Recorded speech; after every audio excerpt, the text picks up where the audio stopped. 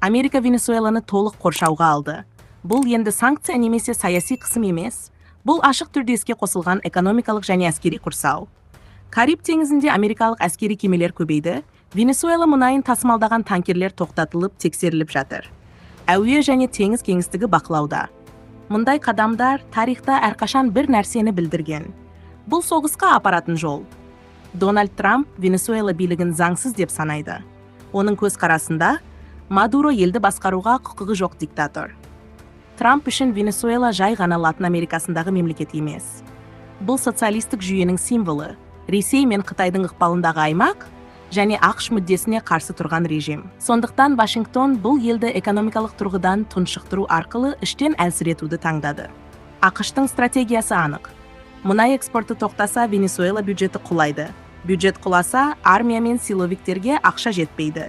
Ақша болмаса, билікке адалдық жоғалады. Бұл классикалық қысым механизмі.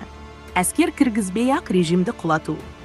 Бірақ бұл жоспар іске аспай қалса, күш қолдану сценарийі әрқашан резервте тұрады. Николас Мадуро бұл әрекеттерді басқыншылық деп атады.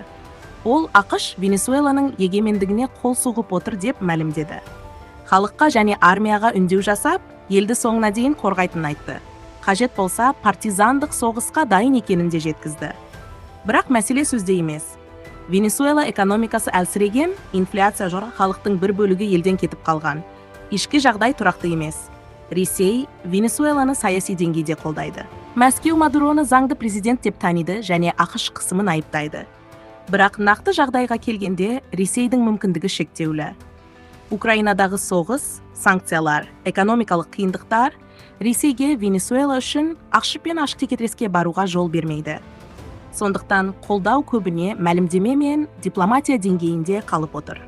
Қытай да ақш-тың әрекетін сынады. Егемен елге қысым жасауға қарсы екенін айтты.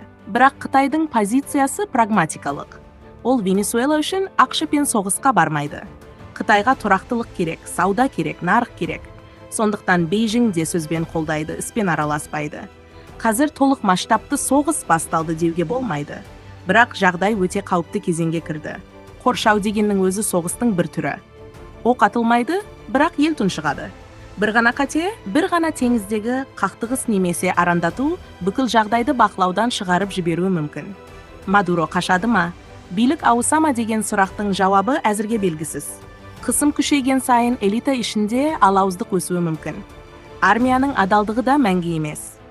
ақш-тың негізгі үміті ішкі бөлінуге және биліктің іштен құлауына бағытталған. Бұл процесс бір күнде болмайды. Бірақ уақыт Мадуроның пайдасына жұмыс істеп жатқан жоқ. Америка Венесуэланы қорғап жатқан жоқ. Америка оны құрсауға алды. Бұл 21-ші ғасырдағы жаңа соғыс формасы. Оқсыз, бірақ өте қауіпті. Бұл құрсаудың немен аяқталатынын алдағы уақыт көрсетеді. Осындай аналитикалық видеолар ұнаса лайк басып қолдап, арнаға жазылып қойыңыздар.